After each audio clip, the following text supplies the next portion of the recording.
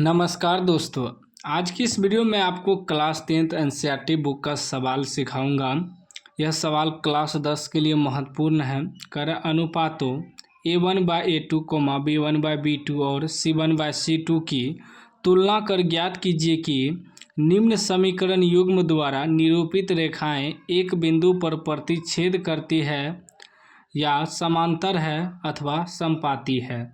ठीक ना, यह बताना है। जैसे इस वीडियो में हमने दो समीकरण लिया है, ठीक है। दोनों समीकरण को सॉल्व करके सिखाऊंगा कैसे आपको पता करना है कि प्रतिच्छेदी रेखा है या समांतर है या समपाती है। ठीक ना, तो ध्यान से आपको देखना है। पहला समीकरण है 5x - 4y + 8 = 0। दूसरा समीकरण 7x + 6y - 9 = 0। इसको मान लेंगे समीकरण 1, ठीक ना। इसको मान लेंगे समीकरण 2। ये क्या है? पहला समीकरण है और ये दूसरा समीकरण है। तो पहला समीकरण का ये हो जाएगा a1 b1 c1। दूसरा समीकरण का हो जाएगा a2 b2 c2, इस प्रकार। ठीक ना, जैसे a1/a2, b1/b2 और c1/c2 पर चेक करना है। तो a1 आपका क्या हो जाएगा? a1 बराबर हो जाएगा 5, ठीक। b1 बराबर हो जाएगा a1 हो गया x का गुणांक, b1 हो जाएगा y का गुणांक। y का गुणांक क्या है? -4 है। फिर c1 आपका हो जाएगा जो अचर पद है, c1 बराबर 8, ठीक ना। फिर ये दूसरा समीकरण का हो जाएगा a2 बराबर हो जाएगा 7।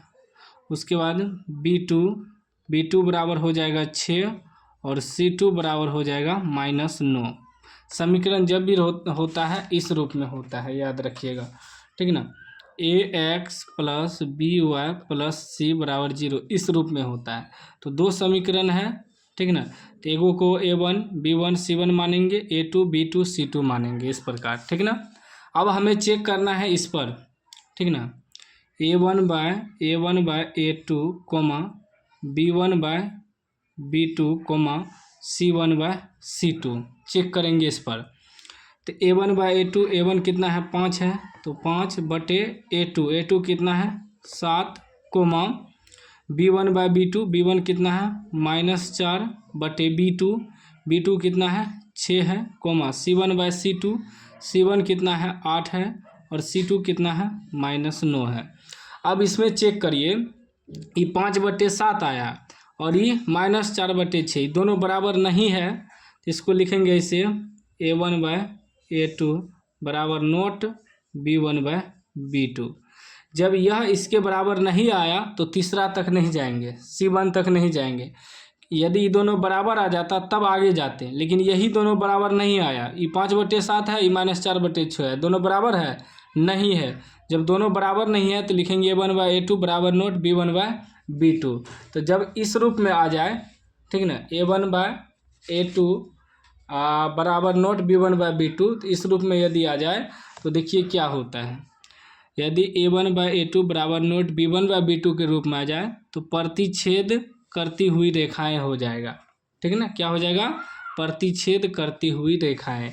यहाँ ऑप्शन भी दिया है कि बिंदु पर प्रतिच्छेद करती है, तो लिख देंगे अतः, यहाँ लिख देंगे अतः समीकरण युग्म बिंदु पर प्रतिच्छेद करती है, छेद करती है, इस प्रकार लिख देंगे, ठीक ना। अब चलिए दूसरा समीकरण को सॉल्व करते हैं। दूसरा समीकरण है, इसमें भी हो जाएगा समीकरण 1, ठीक, और ये हो जाएगा समीकरण 2। तो इसमें देखिए a1 क्या हो जाएगा?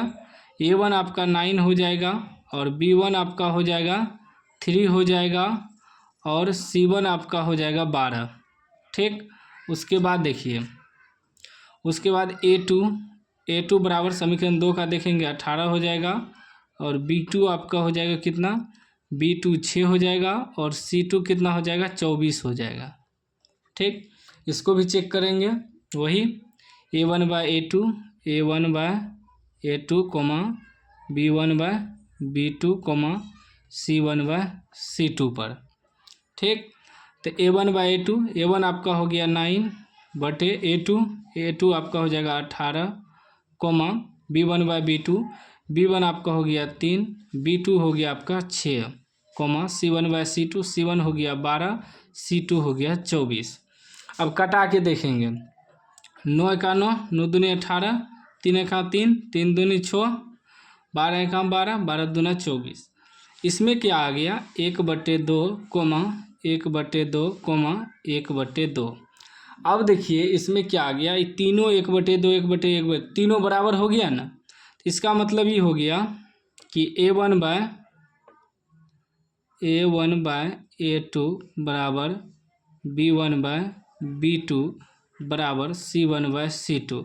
देखिए तीनों बराबर है। जब तीनों बराबर हो जाता है तब क्या होता है, देखिए A1/A2 बराबर B1/B2 बराबर C1/C2। जब तीनों बराबर हो जाएगा तो समपाती रेखा हो जाएगा।